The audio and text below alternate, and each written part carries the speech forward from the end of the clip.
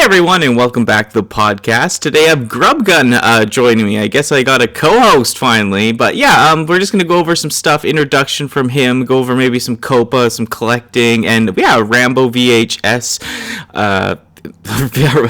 Rambo VHS and Memories type of special. We'll talk about it. We both watched it and all that good stuff. I'm leaving out some of the Transformer stuff and some of the nerdy stuff this week just because of all the COPPA and stuff. I'd hate to have this podcast removed on YouTube, so that stuff will be returning in some way or another as long as YouTube doesn't kill us for it. And yeah, but yeah, GrubGun. This is a long time coming. It's awesome we finally got it to work on a technical aspect. Yeah.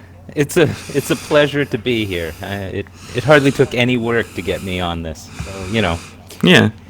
It's going to be fun.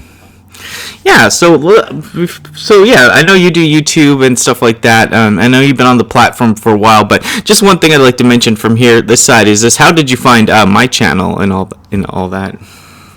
I can't even remember how I found your channel. I think a friend of mine linked your channel on Facebook somewhere, and I just clicked it, and the rest is history. I was like, yeah, no, this is good. This is the kind of thing that I want to see. So, okay, yeah. That's cool. Yeah, and yeah, were you there for just the personality, or more of like the gaming or the action figure stuff?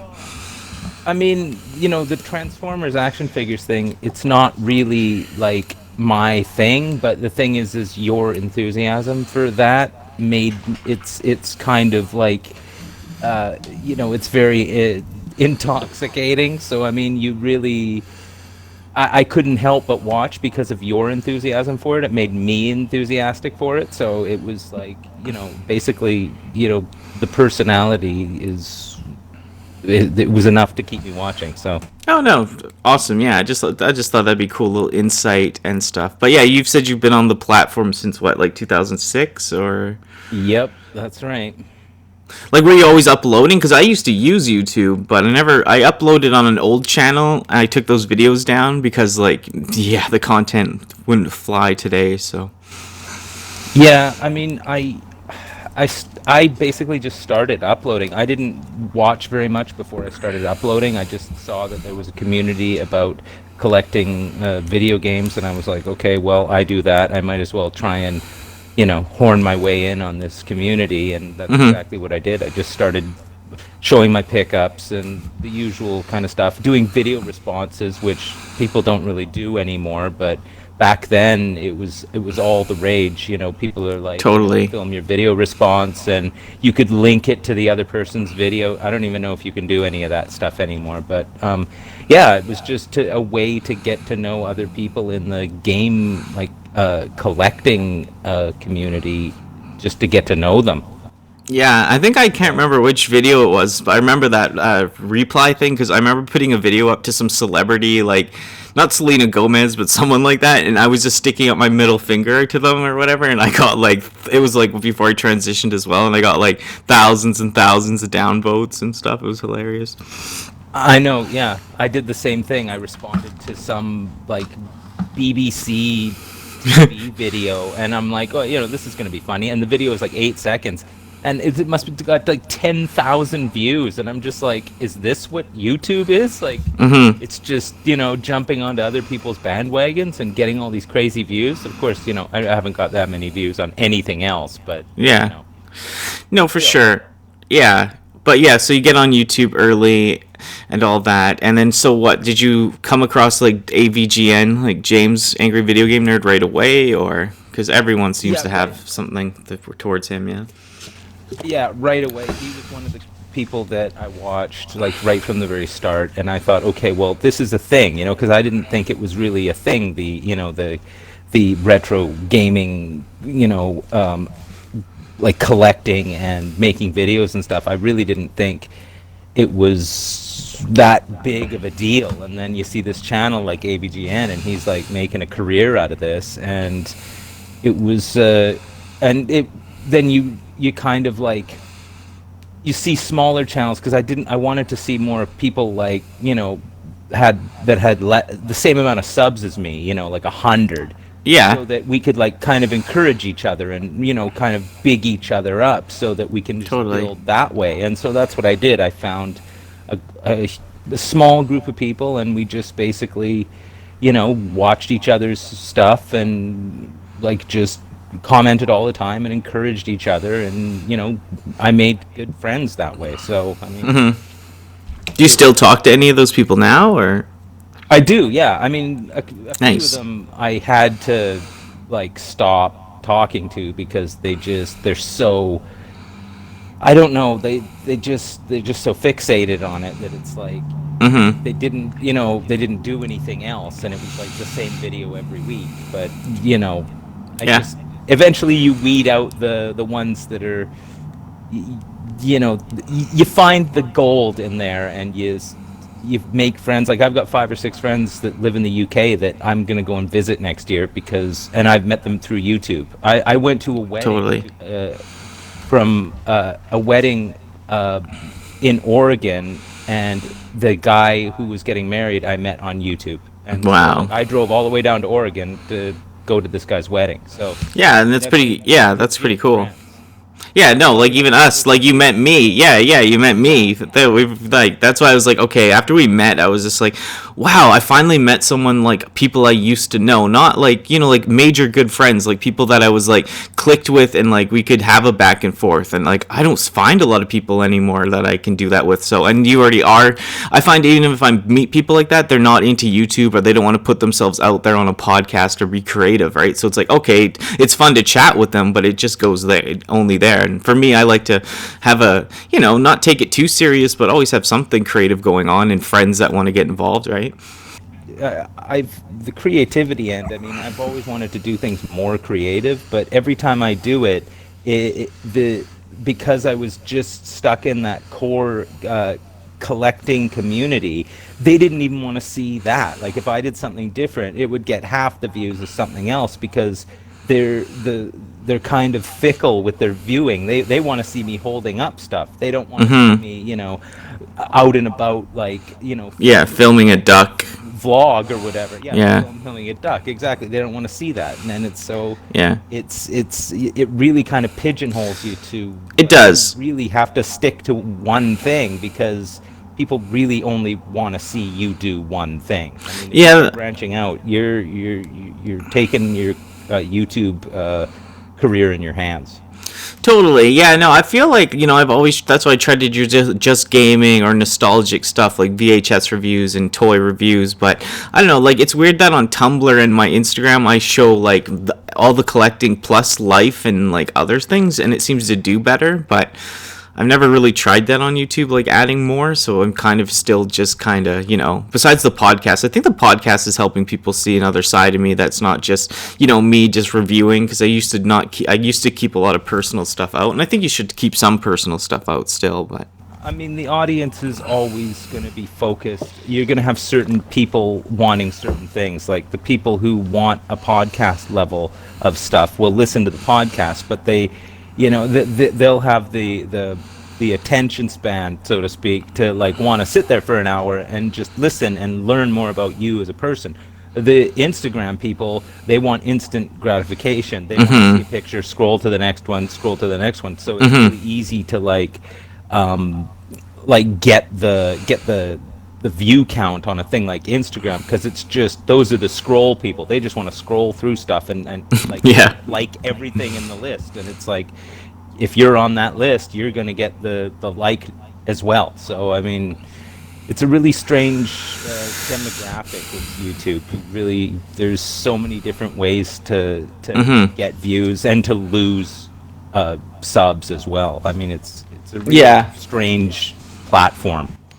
Totally. I notice times where like I'll pick up a whole bunch of subscribers and then it'll slow down, and I don't try to focus on it too much, but I think like one of the problems I've always had was like not posting like enough. And I don't mean like over posting, but just maybe more frequently, you know what I mean? Just I kind of have spurts, and I notice it slowed down when I slowed down. And Well, that's what happens. They're fickle.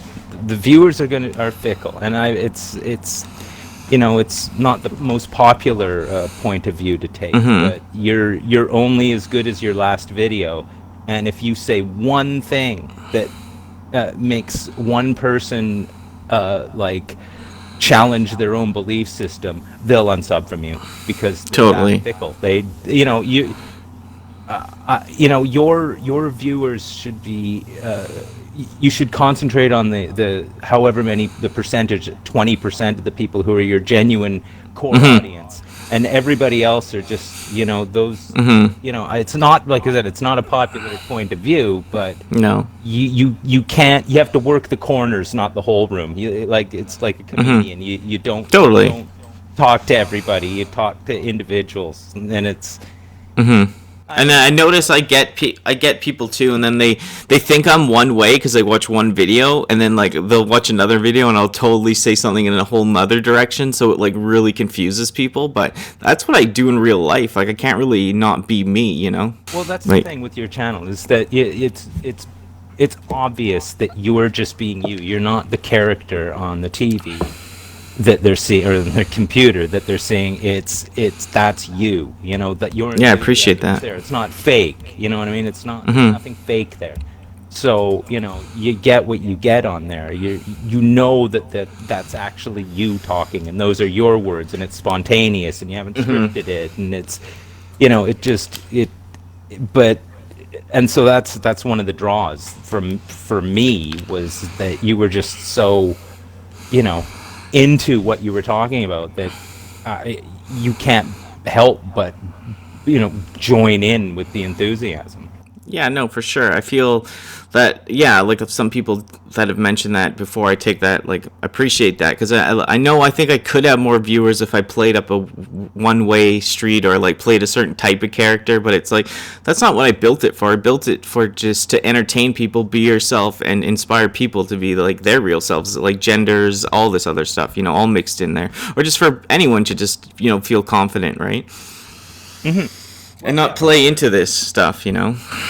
Well, that's the thing. I mean, I had a certain character that I would be when I would make my YouTube videos.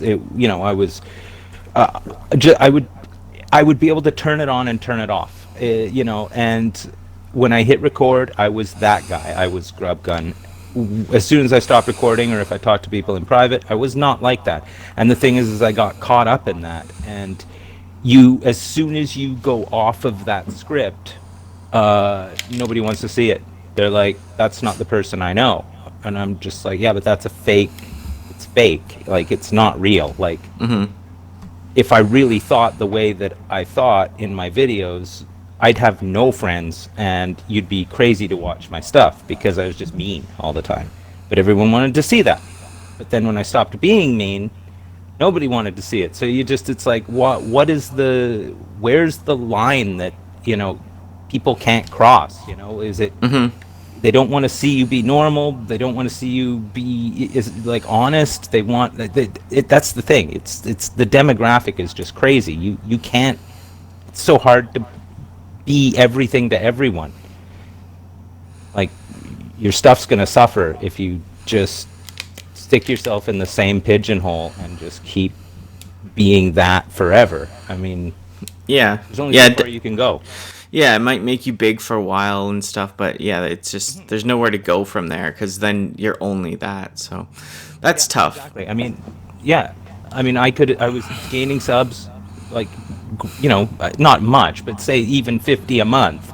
50 a month adds up over the course of a few months, and then all of a sudden I just got real, and because I got sick and tired of the whole, I don't know, the whole community putting too much importance on the collecting and the value of things, that when I started questioning it, people just were like, no, don't say this, you know, toe the party line, be like us. Like, Yeah. no, be yourselves instead. Yeah, no, Tough. for sure. But It is, I'm- yeah. Being old and bitter is, you know, part of the problem. You know, I started late. I'm 48 now. So, I mean, like, I got into this late as is. Even 2006, it was late. You know, I was old then. I'd Yeah. seen everything happen, you know, so it's, I wasn't, my enthusiasm wasn't for like, getting big or anything. My enthusiasm was for just like sharing. I just wanted to share, and Totally. it snowballed into, what it snowballed into, and then I just quit. I mean, I basically quit. I stopped doing it. I got Yeah, rid of when my stuff. yeah, when I did you mean, stop so when did you start getting your big collection? Like when did it begin? oh God. Well, it was before 2006. I had, yeah, I mean, because I never got rid of anything, so I still had all my stuff. So I had my original GameCube, I had all the games, I had, well, not all of them, but I had all the games I had, and I never got rid of anything. So these were pre-existing, it was a pre-existing collection before I even started YouTube. And then, of course, back in 2006, I mean, the collecting was so easy because you go to Value Village and games are $1. Doesn't matter what they are, everything was 99 cents or $1.99. So, you see NES carts and you just buy the whole box or buy the whole stack, $2 a piece, who cares? And so you can build your collection. And I was just like, I can't believe how easy it is to get all this stuff that I never could have when I was younger because it was cost prohibitive. And now all these games, PS2 and stuff, are all just $2. So you just buy everything. And I just Yeah. ended up going from there. And I mean, and the thing is when you start doing pickup videos, you get encouraged by other people watching to continue your collecting. So you just, every week, you kind of have to do it.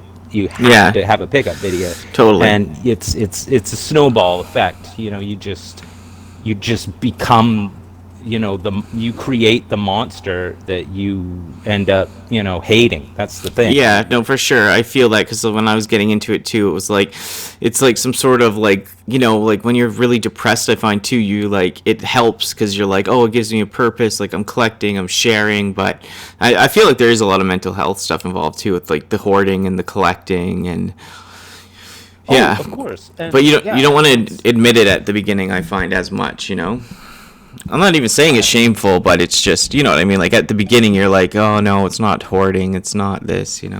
Right, right. I mean, it's compulsive behavior as well because you're like you feed your ego's being Yeah, that's what I fed meant, by yeah. other people encouraging you, right? So you sit there and you're like, everyone's saying, "Oh, that was awesome! What a great stack of games you bought," and you're like, "Yes, that's true. I must be great because I've bought a stack of video games from the Yeah, thrift and I store." showed them off on a And YouTube then- channel. Exactly, and that was my main issue, is that slowly but surely I started, I could see through the veil and be like, wait a minute, I'm not doing anything that you can't do yourself. Like, there's no way that these games are that impressive that people are like excited to see me buying them. Like, this is, that's why the first things I said to challenge the other people were like, every single one of you can buy this game. Just because I have it doesn't mean it's special, and Yeah. it's not special enough that you can't just go buy it. I mean, Totally. like, it's $3 on eBay. Just buy it. Don't watch me like showing it. You go do it. Do it yourself. Like, It was and I just such a started big getting mad. Yeah, you got mad, yeah. Well, it seemed like it was a big fad there for a while. Like everyone was doing it. I was doing it. Like it felt fun. Like because like it was like show the stuff off you get. Like that's kind of cool. But because more naive me, I'm like, oh, I'll just show this stuff off, and then then you look at it and you're like, well, it's just kind of. Yeah, you didn't think of it as malicious or like, showing it like bragging, but it kind of, in some ways it is, because it's just, you're like, oh, look at what I have, I got all this today. Well, yeah, I mean, that's the thing. Like, you're amazed that you're able to pick up this many video games in the beginning. You're like, oh my God, I can't believe these games that I found. And the problem is people start putting value on them. It's like, that's an expensive game. That's a rare game. That's this. And I'm like, well, nothing's expensive and nothing's rare, because if you sit it on your shelf, if you own it, it's no longer rare. It doesn't matter. It doesn't matter. It can be the rarest thing in the world. You own it. It doesn't make any difference. Who else doesn't have it? And it's not worth anything unless you sell it. So that was the other thing I started saying to people. It's like, oh, that game's worth. They would tell me, oh, that game's worth $35, and I'm like, yeah, but I'm just gonna stick it on my shelf.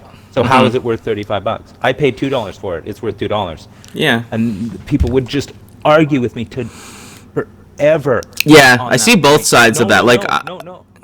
like you said, like I feel like I see both people always fighting. Like it's hard to make them come together, you know? Like yeah, you could sell it. Yeah, I know, right? The people that think it's so valuable, like for me, I bought all this stuff. I don't care. Like if I sold everything for a quarter of its price in the future, then whatever. Like I never collected it for value. I collected it because, like, yeah, I wanted sets or I wanted to actually just have the physical thing. You know what I mean? Like I might never sell a thing. You know, like yeah, but when you're doing it for fun and it's not costing you like an arm and a leg, and you can still pay your rent, who cares? You know what I mean? It's for fun. There may be a level of retail therapy in there, and there may be a level of kind of smugness in that you're able to still grab all these games. You know what I mean? Yeah, and the compulsive part for sure. Yeah, I'm not denying those. Those are heavy. Yeah, but in the end, I mean, really, it's not worth. It's only worth the value that you place on it. Like, it's like, this makes me feel good to look at. That's what it's exactly. Its purpose. That's what it's worth. Right? Exactly. That's like, that reminds me so much, like, this is really ridiculous. Like, the pizza people, and they bring the pizza to my house. Like, they'll open the door and they'll see all this, and this one young guy, like, young 20s, who was like, oh my god, he was screaming, right? Like, look at all this stuff. He's like, this would be amazing to be around all the time, and all this stuff. And I was just like, I forget, like, how much people think it's, like, amazing. But it's not. It's just stuff at the end of the day, you know? Mm-hmm. And I it's just funny. Work put into it. I mean, you've put the work into it. I mean, you've organized your collection. You made it look good. When you go and look at it, which I can guarantee you go and stare at your game shelves, because that's what you do. Everybody does it. Yeah. I mean, I stopped. You don't even look at it to think, what am I going to play next? You're just looking at it, admiring your own work. I mean, it's that's the thing. And I mean, it's great to have that level. I mean, it's personal success, but it's like success of such an ethereal thing, because it's like, what have I really done? I've spent a lot of money, and I have a lot of neat things that I could have never had when I was a kid, because when you're a kid, you only get one game at a pop, and you have to play it forever. Now you can go out to a thrift store, and if there's 35 games there at $2 a piece, who cares? Buy them. Then all of a sudden you have 35 games in your collection. You've done really well. You feel like there's a sense of accomplishment. Yeah, I'm pretty sure I own every game I ever needed or wanted as a kid. Like, like any game that ever interests me, I think I do own it, unless it's like new, right? So, so that's I'd like to get into more playing some stuff again too, like playing the collection, like in the new year, if YouTube allows that, or whatever platform I'm doing it on. I'd like to, share and play some games again, like more, Well, yeah, I mean, that was always my goal, is that I don't want to be a collector. I want to be a gamer, and I stopped being a gamer to be a collector. Yeah. And like literally stopped. I didn't play anything. Like probably for a year I didn't play anything to any level. Like I might have played a bit of something, but I never played anything to completion. And then one year I just decided, okay, well, I'm going to finish some games. And within a month I finished in a total, I finished 18 games in 2 months. Wow. And these are like open world games where you need to spend time on them, but I just hammered away. I wanted to be a gamer. I got sick of being a collector, because your accomplishment should be, I played this and finished it. To be able to talk about your collection is one thing, like which Value Village you picked something up at. But I'd like to know more about what I own, so to like, oh yes, I did finish Watch Dogs 2 and it was great, like, not there's Watch Dogs 2 on my shelf and I bought it at $40 and now it's worth $9 and I've never played it, so I screwed myself out of $30 because I bought it high and now it's low and I still haven't touched it. So all of a sudden your sense of accomplishment becomes this kind of race to get your money's worth out of something that you bought. And when you have 2,000 games, it's almost impossible to achieve, because why is one game better than the next? You don't even know. And Yeah, when you have no. too many things to choose from, you can't choose. It's impossible. No, yeah, and you always go back to your favorites anyways, and like I barely like I play something for a bit. I'm like, I'll just put back in Lost Planet again, even though I played it 100 times and I've never sold my original copy. And I have over 2,500 games to play, and that's what I'm playing. So it's Yeah, like, yeah, no, that's exactly right. I mean, it's the curse of the game collector is that you think I'm gonna go play a different game, and you stand there and you stare at the shelf. You go in, you pull boxes off, you open them up, you look at the manual, you look at the back, and an hour later you've done nothing, and you're despondent. You're like, I can't play anything. I have too many choices. It's like cracking a game console.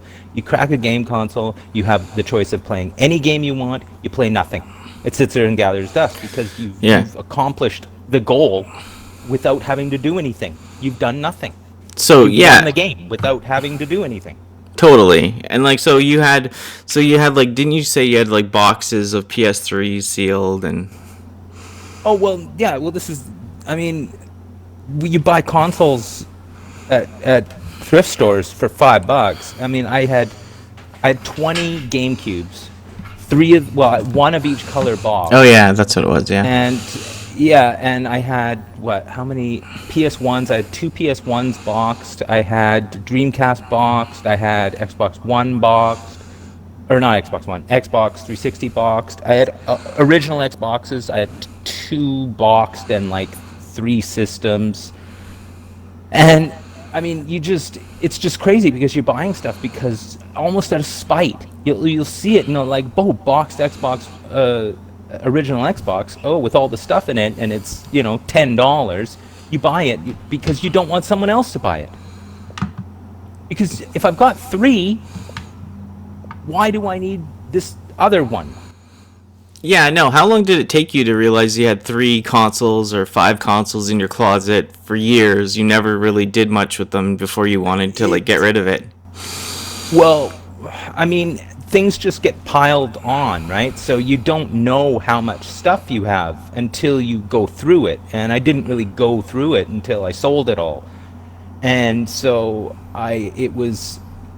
you just think it's a great idea. If you buy a GameCube for $5 with 2 controllers and memory card and power pack, you're like, this is the best thing in the world. You bring it home, you test it, it works, you put it in the closet because you've got your main GameCube that's plugged in. You don't need another one plugged in, so you just kind of be like, I'll just put this away, and this was great. I only paid $5 for it.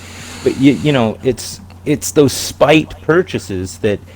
It's a slippery slope because you just end up with so much stuff that you'll never use, and you're buying it for no reason other than it's cheap and you can, and it's Totally. I do agree. pointless. Yeah, but and then so what point where you're like, I'm gonna sell some stuff? Did it hurt? Like Well, that's the big choice is that like selling it. It was literally it happened in about 5 minutes of me sitting in my house, my 1-bedroom apartment by myself, and I looked over at the kitchen, and 20 feet away there's the kitchen, and I'm sitting there in front of the TV playing a video game, and I look over in the kitchen and I'm like, I'm not even in the kitchen. Why do I have a whole room that's just for a kitchen and storing food? And then I looked over at my bedroom, a completely separate room with a door on it, and I'm like, I'm one person. Why do I need to go to a separate room to sleep? And I'm paying $1,250 a month rent at this place. And I'm like, it's Vancouver, right? So yeah, it's normal. That was cheap at the time. That's cheap even, yeah. Yeah, and then I look over at my video games, and I'm like, these things don't even, I don't even know why I have them anymore. They don't bring me the pleasure that they did when I first started collecting them. They're, I don't even play retro games anymore because I became the graphics whore that only wants to see things that look, good. I don't want to see, N64 level graphics anymore. It's just, I'm done with that. Yeah. And I looked at it and I'm like, I don't need any of this. This is just, it's just pointless. I'm renting this place for $1,250 a month to store things that I will never use. And Yeah. so I said, I'm just gonna get rid of it all and move out of here and try and get ahead of being in that circle of working to earn money to pay rent so that you have somewhere to sleep, so you're rested, so you can go back to work and earn money to pay rent. And that's the circle, the deadly circle that every single person gets caught in, the spiral, because you'll always spiral downwards in it. You'll never, there's no escape velocity for that circle. You will always be trapped there. And especially if you're 1 month away or one paycheck away from not having rent money, which is a lot of people are like this, you're screwed. You're absolutely screwed. You'll never have what you want. The only course of action is going into debt, because you'll still want to, buy stuff, but you're buying stuff on credit card and you can't pay it off because you don't have the money, because rent's so high, and you have to. It's just that horrible spiral. And people who, no matter who they are, you get caught into that because you think that's what you're supposed to do. As a human being, you think you're supposed to do all this stuff as a grown-up, because that's what grown-ups do. But getting rid of all your stuff and buying a van to live in, that's not what grown-ups do. No, exactly. So seeing that, all that stuff, and it was just in that 5 minutes of thought about my position that I was in, I'm like, okay, well, there's only one way out of this, and I gotta cut that circle so that it's no longer a circle anymore. I have to break the cycle. So I did that. I got rid of everything. I broke the cycle, and I'm not unhappy about it. When I started selling my big ticket games to nerds on Craigslist, and I mean, I'm not talking derogatory about nerds, because I'm a nerd. So Yeah, we're all nerds. fellow nerds I'm selling it to. Yeah. When I started selling that stuff, at first I was like, "Oh, I'm selling," after I sold my fourth copy of Wind Waker. Yeah, exactly. You're like, it's finally actually gone. No. Yeah. Why do I have 4 copies? Well, because I paid $2 for them at thrift stores. But once I started handing things over to nerds, and they started handing me $50 and $100 for things that I paid $2 for, my brain was like, you know what I think I'm going to collect? I think I'm going to collect cash, because cash I can do something with. That 4th copy of Wind Waker, I can't do anything with that. I finished that. I don't need it anymore. Pass it on to someone who wants it, who's going to put it on their shelf and stare at it. I don't care what they do with it. Yeah. But it's none of my business anymore. I need to be rid of the things that are holding me down. And that was just one link in the chain on the great anchor that held me down. And I don't get me wrong, I still buy stuff. That's the cool part. You're out there still thrifting. You didn't like just take it all out of your life. You're still out there trying to look at stuff. And I'm not gonna see a copy of Resident Evil or Silent Hill 2 in a thrift store for $2. I'm not going to walk away from that. What am I? I'm not stupid. Yeah, that's coming home. Yeah. If I trade it into a game store for store credit, fine. I've got $100 store credit at a video game store, and it just sits there because I don't need anything. This is the thing. I've relinquished the whole need aspect, and even I still want stuff, but because I'm able to buy whatever I want now, I have everything I want. So I'm literally I've saved money to the point where I no longer feel that I need more, because there's nothing more that I need. That's why I still go to thrift stores, because you never know what you're going to find there. At a department store on Amazon, you know exactly what's there. So you need none of that. You want none of that. You have it all. I've bought everything I want. I can buy whatever I want because I got rid of everything. But there's prices that you pay for this. But Yeah. you know, like I lived in a van for a year, and that wasn't very. I mean, I saved a lot of money, but it was garbage. Yeah, no, I see people that do that too, sell their stuff, live in a van. There's that guy Black Bigot on YouTube right now that's getting really big, and he just lives in his van, and he's very like on the right side. He hates liberals, and it's just like, yeah, no, he's making like the van life stuff look really cool, and he's really funny and blah blah blah. But and I do like his stuff, and I think some of it is really funny. But there's a lot of people that are like, this man is hurting. But of course he's banking a lot of money too, right? Because he has like 70,000-80,000 subscribers now, so. Well, But yeah, it's still, you can't be happy in a van at the end of the day. I'm sure, like, you can't, like, No. you know what I mean? Not true No. happiness. No, you can't look at your bank account at the end of a year and be like, oh, but I have all this money, and then you think to yourself, yeah, but I'm still living in a van. Right? You know, Yeah. there's no upside to that. You can have as much money as you want and live in a van, and you're still in a van. You're still a dude in a van, like stealing Wi-Fi from the Starbucks. Yeah, in the Walmarts and... Yeah, it's a dirty game, right? But Yeah. I mean, So if you gotta live there, I it's the understand first if step. that... Yeah. I understand if that's your choice too. Like, you have to live in a van because, yeah, you lose your home, but you still have your vehicle. But you gotta work towards maybe getting a place or figuring something out. Well, I mean, that's the ultimate goal. I mean, I bought the van by selling video games. Yeah. Like, that's the thing. I sold video games to people on Craigslist, and I had $2,000 cash within, I don't know, Days. 20 days. Yeah. Easily. And I'll sell so it 5 was things. Make $1,000. Oh yeah, no. Well, that's the thing. Easy. That's the thing. When you have when you have all the heavy hitter games, the $200 and $300 games in a collection, and you know, they're usually garbage. Nobody's Yeah. ever play them. They're just rare because they're rare. Selling them, I mean, I'd rather have the green than have the game, because what am I going to do? Play some crummy game that's worth something to someone else? Because what's it worth to you? It's worth it, the half an inch it takes up slotted into a game shelf. You're never really seeing the rare games. Like, I had what was it? MB. Oh God, it was a NBA College Hoops 2006 or whatever for the GameCube. Oh yeah, that's worth a lot. $200 something bucks. Yeah.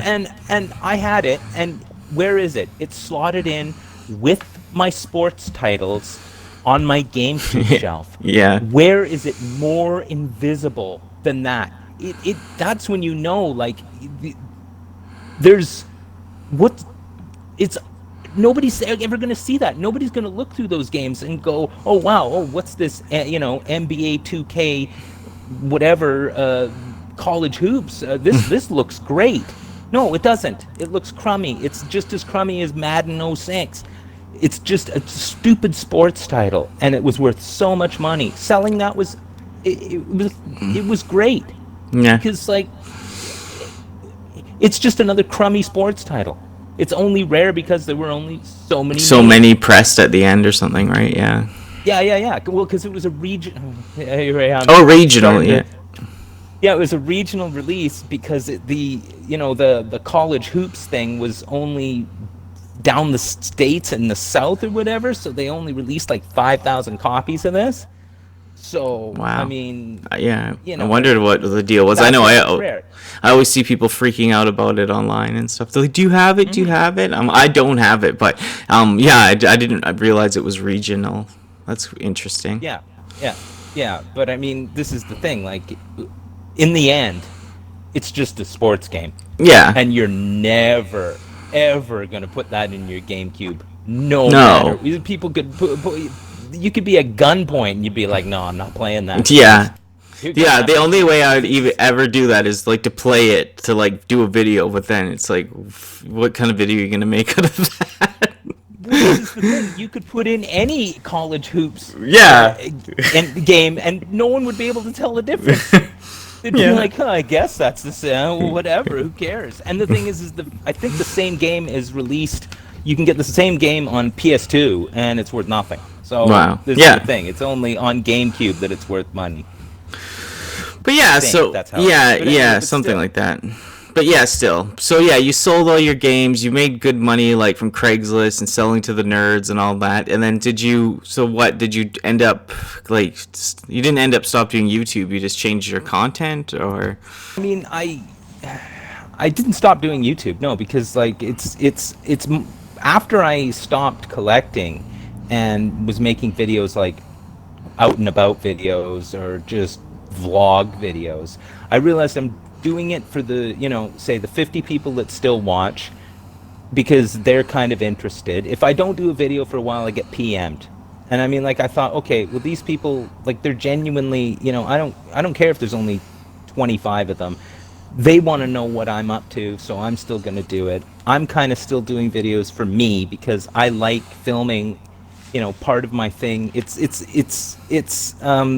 instant gratification content. You film, come home, no editing, slap it into the machine, process it, upload it. It's instant. It's like you don't have to do any work. There's no legwork, it doesn't cost any money, and I still get to talk into a camera, which is kind of the thing that I want to do anyway. So it's kind of for me at this point. It's fun content for me to do. My content now is of no interest to anybody but myself. And so, like, I don't know why anyone would watch it. It wouldn't even be, like, the people who watch it are watching it just because they've watched me for so long, and it's like it's some kind of sick habit, I would imagine, that's like, oh geez, I wonder what Jeremy's up to. Oh look, he's on vacation somewhere, and they'll just watch that. I mean, other people have done better videos about the places that I've been, I'm sure. Well, yeah, I noticed the people that are on commenting on your channel, they seem pretty loyal, and that's why I wanted to do this podcast with you too. Like, you have strong opinions that are a little different, or just like you're not afraid to voice your opinion. You're not worried about other gamers or people not accepting you in the community. You just speak your mind. You live through it all, right? And I think we do have a pretty good back and forth, and we're both from BC, like a province, British Columbia, in Canada, so it's like we kind of have the same lingo and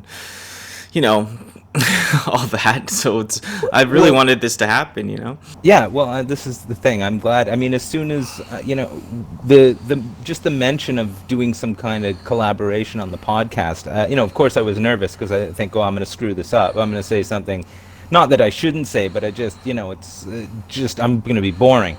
But then, we have conversations that last 6 hours long about nothing in particular.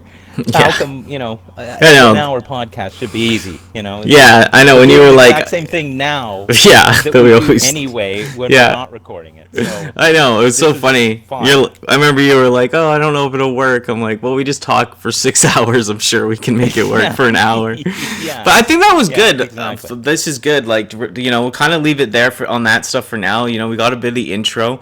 I think we'll go into like the Rambo. We'll talk about some of the Rambo stuff now and maybe add something in. Sure. And then all right, so I guess I'm bringing back the VHS and Memories stuff on the podcast. When I first started the podcast, I was doing it, and I've done it before on the channel. And yeah, it's a good way to talk about some retro movies we used to like and or didn't watch or watching for the first time now. So yeah, we watched Rambo First Blood 1982 with Sylvester Stallone. What's your first thoughts? Did you see this right away, or how many years ago the last time you seen it? Oh, well, I must have seen it probably when it came out. So, but probably when it was on TV for the first time, or pay TV back in the day on First Choice Super Channel. That was Super Channel. 80s. I remember Super Channel. That was life. Yeah. But I mean, this movie is rated R and stuff. I remember. Yeah. I always just waited for those moments when I was like, coarse language. Yeah, exactly. Suggestive scenes. Viewer discretion is advised. Yeah, you were like, yes. Yeah, it's the best. But yeah, I mean, I haven't seen that movie like probably in 25 years. And I didn't remember anything about it when it first came on. Like, all I knew was Sylvester Stallone was in it, and he was, something bad was going to happen to him, and he was going to be mad about it. That was basically what I remember Rambo. Or like First Blood to be First Blood. Yeah, no, people always call it Rambo, but yeah, I guess it's a just to let the people know if they haven't seen it, he's like a Vietnam veteran that's come back from Vietnam, and there's people protesting against the war, and he's kind of like just kind of lost, trying to figure out what to do after the war. Well, yeah, or I mean, it's years after, but he's used to being treated badly because after the Vietnam War, the veterans weren't really treated that well. So he was kind of used to being a loner, and you don't really know why he's kind of so introverted and stuff right away. He's just quiet. He's walking around. He's trying to find his way. His old friends too, right? He's trying to go to meet.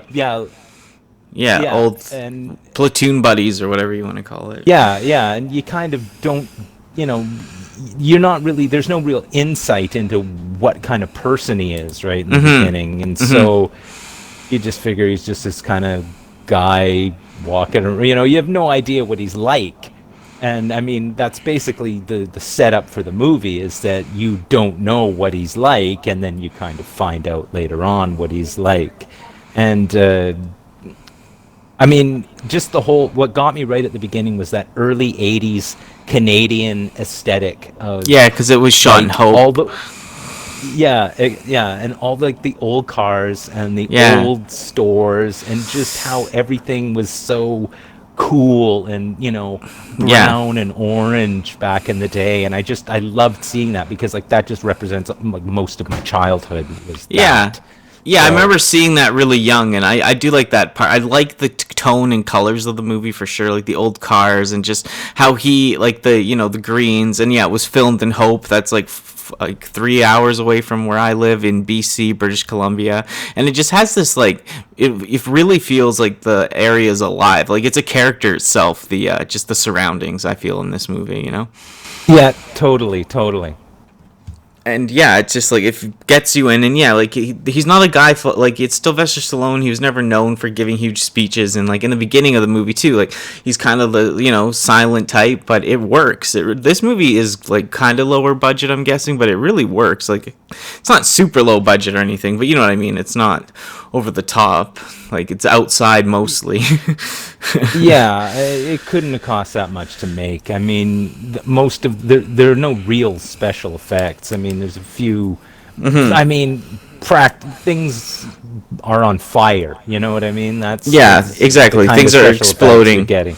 Yeah, things are exploding even off camera, I've noticed. And and so basically he gets the beginning of the movie, he's wandering around, he's looking for his homies. Some of them have died because they died from the poisoning from cancer from stuff they used in Vietnam, the sprays or whatever, right? So he's all sad, the war basically killed his friend anyways. And then he wanders into that town, and he kind of comes against a cruel sheriff and a bad bunch of deputies, I'd say. Hey, he gets treated judged on appearance type of thing, or this is what I didn't understand, because I'm watching it now in 2019, and I'm looking and I'm like, why is this cop being such a jerk to John Rambo?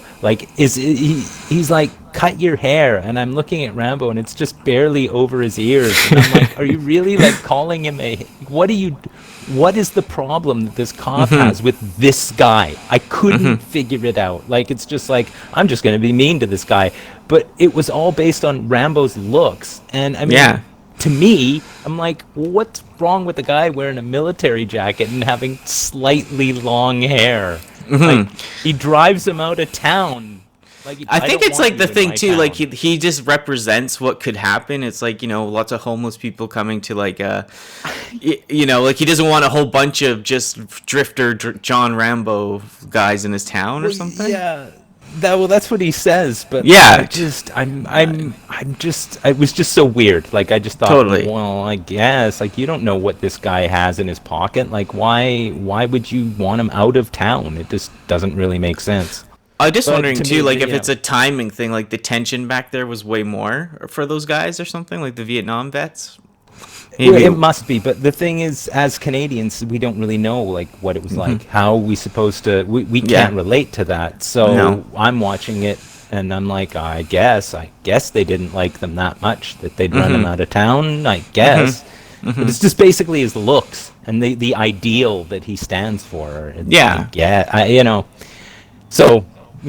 that was the thing. It's that kind of disconnect being Canadian, watching this Vietnam vet getting treated poorly, and I'm like, well, I don't know. This must have happened, I guess. Yeah, I feel like because when I was really young, I watched a lot of war movies, so and I like for some reason I saw a lot of stuff on Vietnam, and I love Platoon, so I kind of always knew there was like some tension between all these groups or whatever, but I didn't know like to the extent because I was just young, right? But I'm now watching it as older. It's like you said, like they're judging him on just appearance, jacket, flag on his thing. Like what Americans hating a flag on someone's vest, like that's kind of weird. And then the hair, right? Yeah. It's like it felt really superficial. Like I'm like, okay, this is a really strange way to drive the plot forward.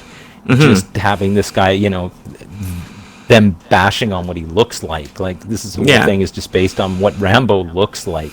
Totally. And like obviously like they don't want more and what it kind of stands for, and then yeah.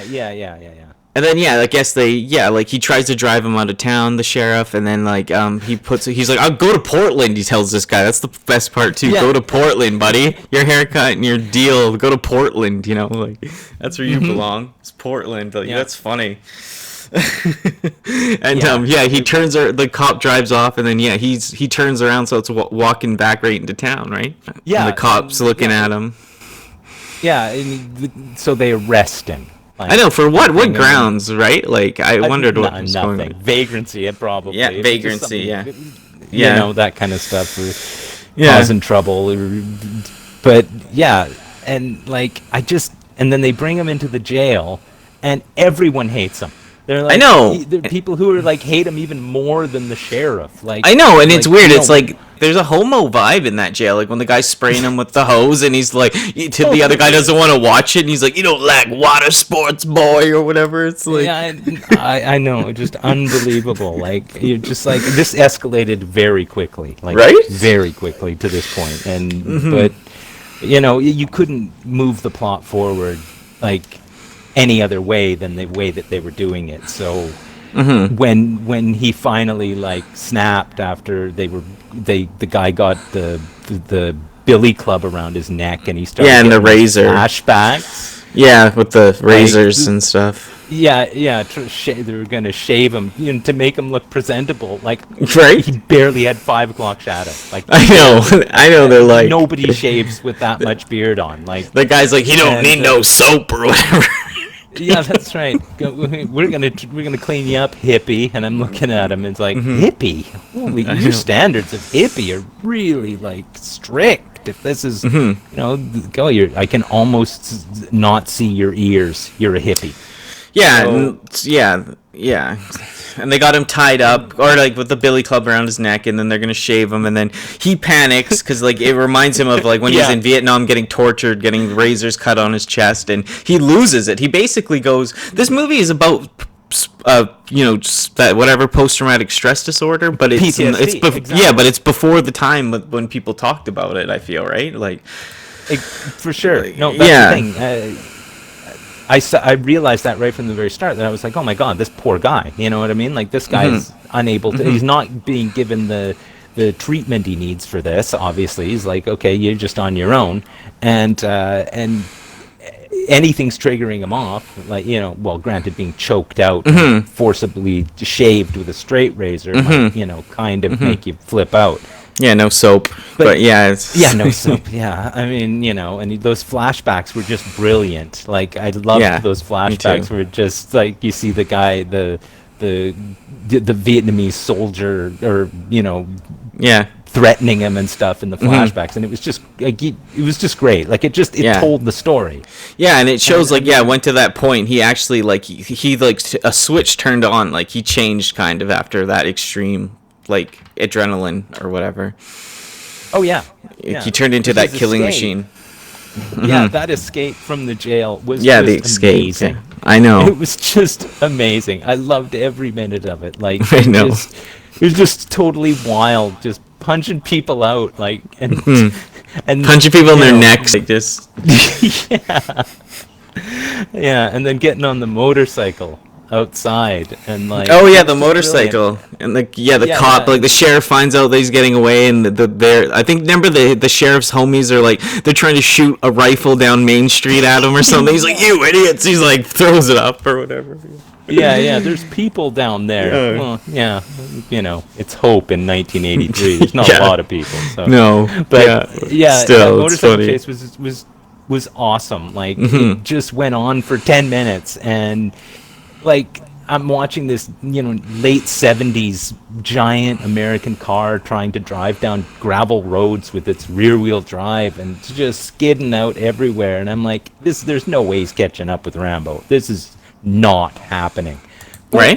the cop was a good enough driver to manage to keep up with him till he, Yeah, went off tipped the road over or something. Yeah, yeah. ended up in a creek.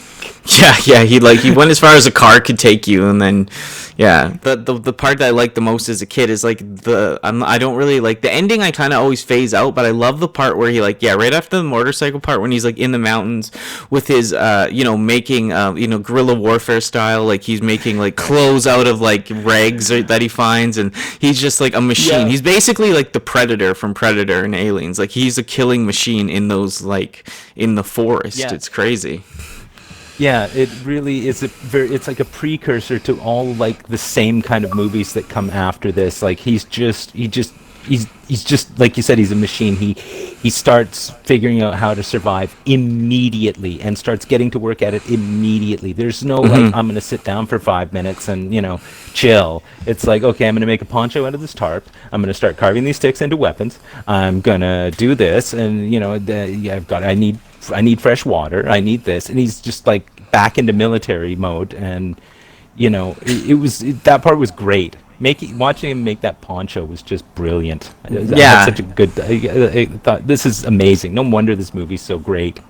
I know, and then like the part, like the sheriff, like he calls in his people, and like that helicopter part too, like when he's in the forest, they're like, we'll get him out with the helicopter, and that other guy that was holding the stick on his neck is in the helicopter trying to shoot him while he's hanging off the side of a mountain, like. Right.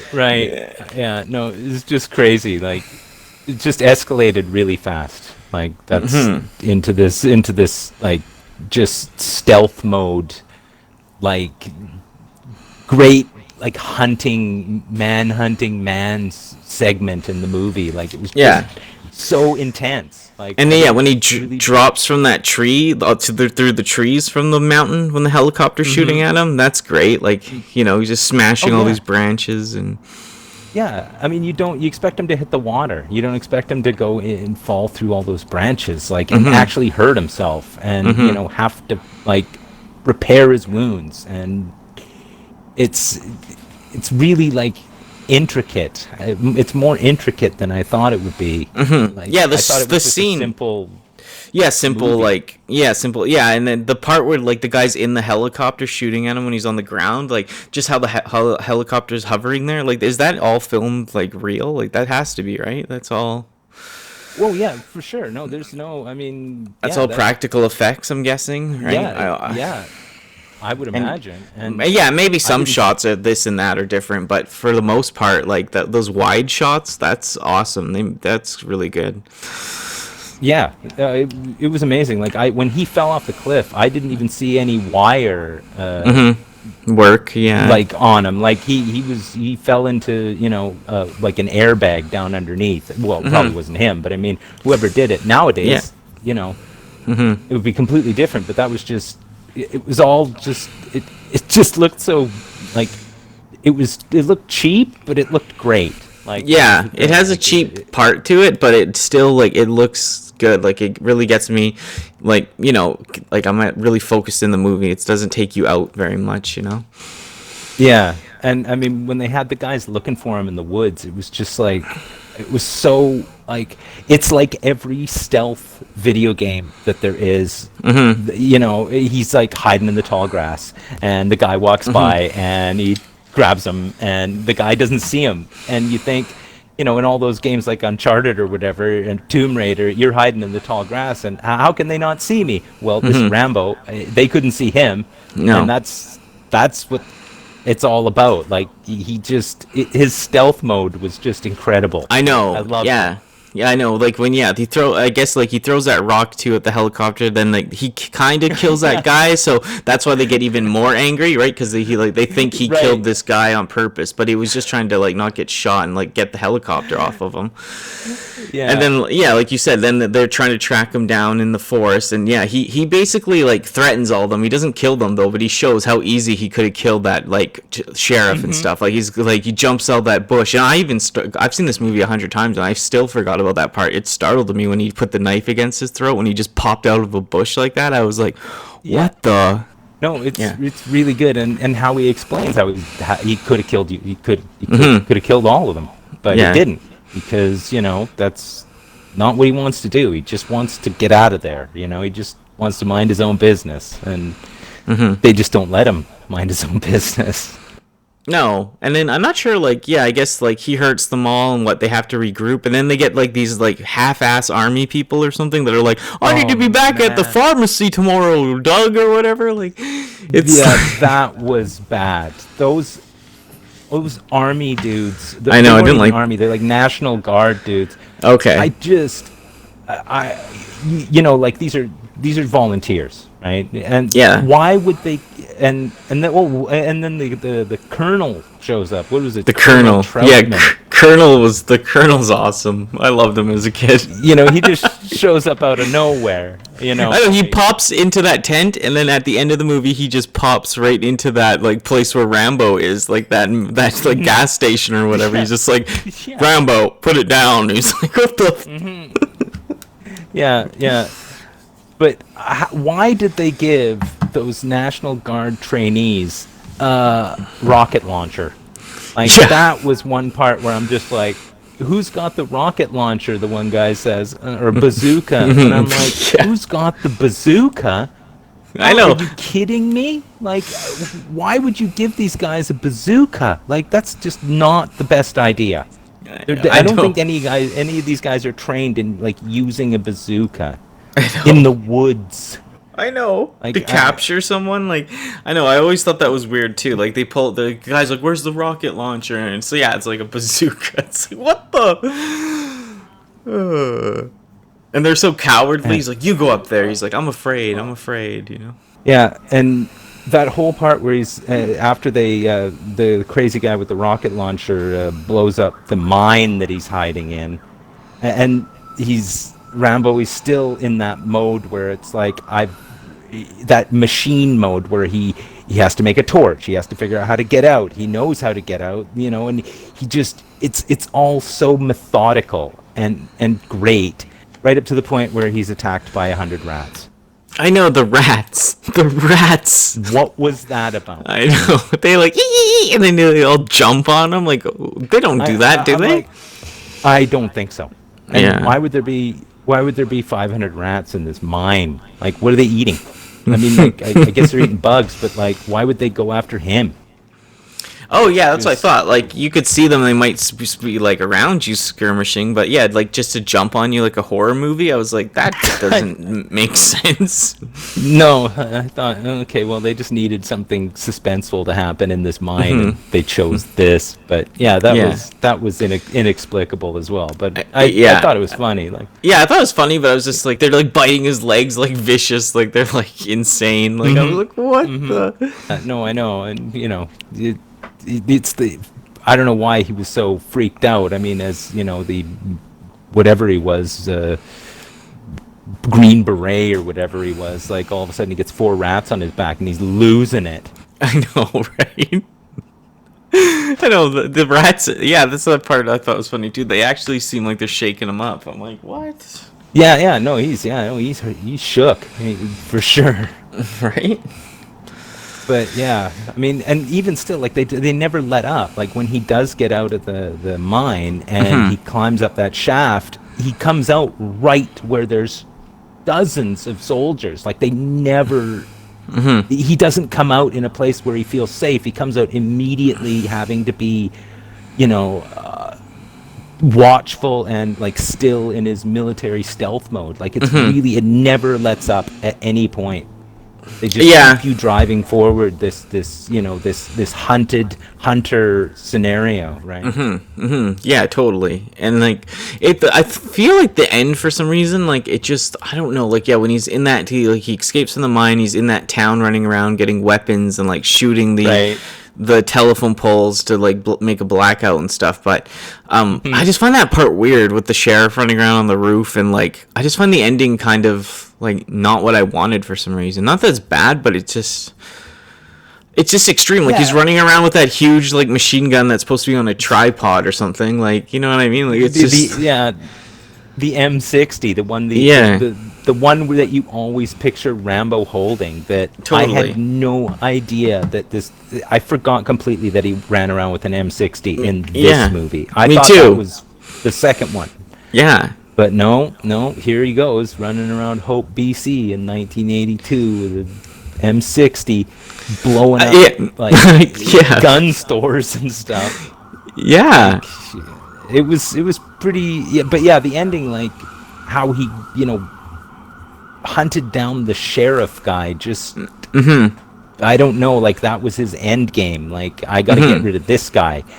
Instead of escaping, it's Yeah, like, yeah, no, true. I'm going back into town. This is That- great. Instead of going the yeah. other way, I'm Yeah. gonna go into town. I know he could have left. It's like he kind of like that, yeah, stress disorder thing. It's like he kind of wanted more. Like he wanted, like the guy even says that Colonel, like this is you started this war type thing, right? This little battle. Like he wanted it. He wanted that adrenaline. Yeah. He wanted to be back in the woods and Yeah, I guess so. I guess yeah, because that's what he knows best, right? He's not he can't doesn't function in society properly anymore because he's just treated like an outcast, and now that he's back in that military like way, he felt normal, like he felt that was what he needed to do. So I mean, I didn't think of that. That's probably what it was. Yeah, and then I just find it weird that he's like, how does he sing? I don't understand the part, like it's just him and the sheriff at the end. Where's everyone else in town? Or I don't really get that part. Well, I mean, all the deputies are like hurt and in the hospital. So I mean, and the military guys, I don't know. They're all distracted by all the things he's blowing up. So true. he's distracted them all to one side of town so that he can go to the sheriff's office and literally just shoot it up with his M60. Like that felt like that was his end game. It's like, okay, here I am. I'm gonna shoot the sheriff's department up. Like the building was part of the problem. Yeah, no, for sure. Yeah, like he totally owned them at the end, and then he could have killed the sheriff. He somehow got the sheriff to get above him, right? Like the sheriff was on top of his building, or yeah, up on the rooftop looking down, the ultimate position to be in. And I have the high ground, Anakin. No, exactly. And I was thinking, like, the rooftop is my go-to spot when I'm playing Arma 3. So I mean, I'm like, oh yeah, that's exactly where I'd be on the roof. And then you look around and you see how many buildings around you are actually taller than the sheriff's place, and it's like, well, so Rambo could just go up across the street to that 3-story building and shoot the sheriff on the. But they never really thought of that. Really, I'm thinking about how I would play the game Rambo, and not actually the movie situation. But yeah, no, it was just and then I mean, you don't, and when at the end there where he finally, where the colonel, like you said, just walks in and like the guy's he shot the guy on the ground. He was on the roof and he like shoots him, so he falls through a window, and then the guy's like he might have shot the sheriff in the face if that guy didn't pop out of nowhere. I feel like nick of time came in nick of time, and and that's when you finally get the driving message behind the whole movie, is where Rambo gives his speech at the end. The speech, and it's a good speech. Like I like how he delivered it, the acting actually. Me too, because it felt almost spontaneous, like he had the idea of what he was going to talk about, but just kind of like winged it. Because it was really like, it's genuinely emotional and heartbreaking from Rambo's point of view, and you kind of forget that about the movie, that there's actually a message involved in this. Everyone just pictures him like dropping out of a tree with a poncho on, stabbing a pig. But Yeah, no, yeah. it's a guy suffering from PTSD and being unable to live in today's society because he's been made an outcast. And Yeah, no, it's perfect. and Yeah, it's crazy. it's yeah, and it's just I don't like the other ones really, like the other Rambo movies. I can't get into them. This one, like, it seems like more of a real movie, real message. Yeah, it has the huge machine gun and all that, but it's like it's still grounded to a point, you know? Yeah, It's like, yeah, okay. it makes a lot of sense. Like, despite the fact that it is generally thought of as kind of like a throwaway movie. Yeah, I think it's better than a lot of stuff I see nowadays. Like, just how, whatever. It's somewhat like I like the message, I like the violence, I like everything that's done. In like practical effects and stuff. So. Huh.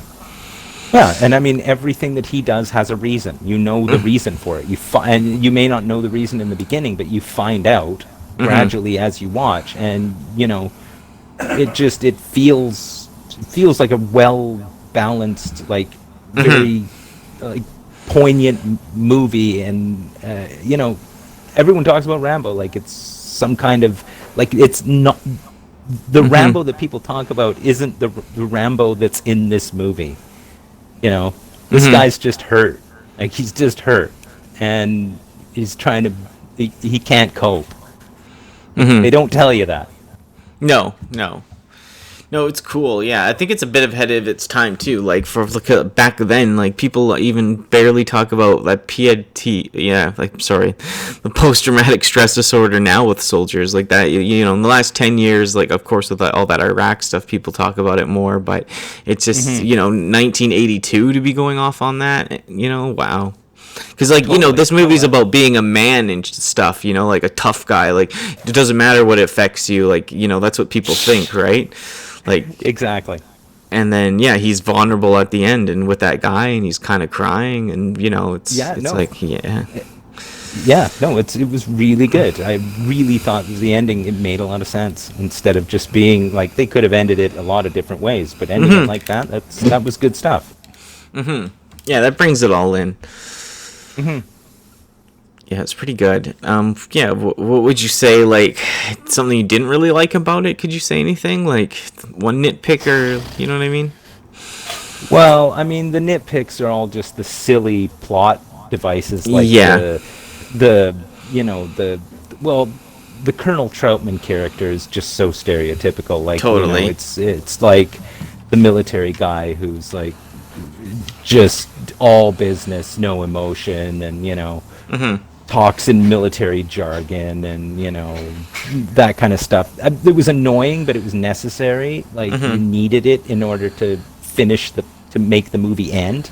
Yeah. But and the other stuff, like, the rats were dumb, and the bazooka was dumb. But Yeah, the really, rats otherwise, bazooka. if you take it in context to when it was made, it's actually really good, and it still holds up. Like, I'm really happy I rewatched it, because I wouldn't have rewatched it, and my opinion would have been different, because it was really Totally. good. I'd recommend the movie, as it's not just a movie about a guy with a gun or a knife hiding in the woods. It's more than that. Totally. That's the thing. Yeah, one thing about it too is my mom showed it to me at a really young age. My mom really liked this movie as a kid. I think she really just loved Sylvester Stallone or whatever. Like, my mom was 18 when she had me, right? So it's like she was basically a kid watching kid movies, and I'd be like, like, this came out in 82, time I was born. A couple years later, I was 4 years old, and I was watching Rambo and loving every moment of it. So it's Yeah. and that's what I mean. I don't find this stuff, you watch it young. Back then, it didn't have an effect on me. I knew it was like, imaginary mixed with real. It didn't scare me or nothing, Yeah, it's like, yeah, it's a cool movie, especially back then. Like, as a kid, like, I remember watching this movie, growing up, liking it, and yeah, it holds a special place for me in memories and timing, and my mom showing it to me, and just my taste in general growing up. It helped to, like, get into action movies, and I like Rocky as well, and other movies he's made. So Yeah. do you ever watch any of the other movies he's ever made, or? Oh yeah, for sure. Yeah, I like all the Rocky movies. I've seen the other Rambo movies, except for the newer Yeah, ones. That yeah, like those look bad. yeah. I mean, I may watch them just to find out what they're like, but Yeah. I'm not gonna pay to watch them. I'm not gonna go to a theater. But No. yeah, and I mean, like I don't think I'm not one of those people who hates on like action stars like Stallone or whatever, because they know what they need to do to like make a movie that they're in, Exactly. so it's going to be corny to a certain degree, but if you kind of suspend your disbelief and kind of watch it at face value, he does exactly, it's what it says on the box. It's a Sylvester Stallone movie. What do you want? Yeah, no, I think he plays into it perfectly. It's not overacted much at all, and all the scenes that he's in, that if he is doing some of the if he's actually doing those stunts that it shows him doing, or like how much they got it kind of seamless with the stunt people and him, I think that's a really good job. Like, it looks pretty believable for most of it. So Yeah, well, I wasn't looking at it seeing like when they were going to switch from him to a stunt double. Like, Right? I'm sure that wasn't him falling off the cliff. No. But other stuff, like, I don't see any reason why he couldn't have done that. Yeah, it was cool. Overall opinion, yeah, like, it's definitely worth watching. If you've never seen it, if you're like, probably if you were like, 20 right now, you wouldn't even know about it because you didn't see it in a rental store. It's like, it's one of those movies to go back and watch if you like, action based, some sort of army level to it. And yeah. Yeah, it made me want to watch more of those early, like, those 80s and early 90s, like, military-based movies, like Commando or stuff. That was the first thing that I thought when I was watching it. I'm like, I want to watch Commando with Arnold Schwarzenegger, because, like, there's another guy walking around, like, shooting guns and stuff, back in the day. I want to see that. Yeah, it makes me want to watch. Yeah, I've never even seen that, really. Actually, it makes me want to watch. It makes me want to watch that and Predator as well. Oh yeah, Predator's great. Yeah, yeah, but yeah, we'll definitely be doing this more on the channel, on the podcast and everything. That'll be really fun, going over some other movies. I hope people enjoyed this. Anything else you want to say about the movie, or wrap it up, or? No. Just go ahead and watch it. Don't think it's just about a guy with a gun. It's more than that. Totally. Well, that wraps it up for this week's podcast. Thank you for listening. Thank you once again, GrubGun, for co-hosting. We're going to have GrubGun around here a lot more. He'll be co-hosting with me. We'll see how the COPPA, FTC thing goes. It's still up in the air right now. I know there's new details, but hopefully we can bring back the, some more of the nerdy collectible stuff. And yeah, I really miss doing that. I'm missing reviewing. I'm missing everything. But yeah, my people, the pod, go jump on GrubGun's channel. Links down below. He does vlogs. You can hear him complain about some more stuff. That's just perfect. And so thank you for being here. Thank you for listening. Hope everyone's doing great. Like I said, we're trying to get my community and his community to mix a bit. Follow each other, help each other outgrow this stuff. I think I bring one perspective, he brings another perspective, both strong personalities, both people willing to share their actual feelings, and not afraid to say something. And I know GrubGun definitely isn't afraid to say things about people or say things about ideas, respectfully, of course, and with real criticism and blah, blah, blah. But thank you, as always, for listening. The podcast will still be going, even if the COPPA stuff totally goes sideways. Like I said, we'll be talking about real issues, real matters, plus VHSs and fun stuff like that.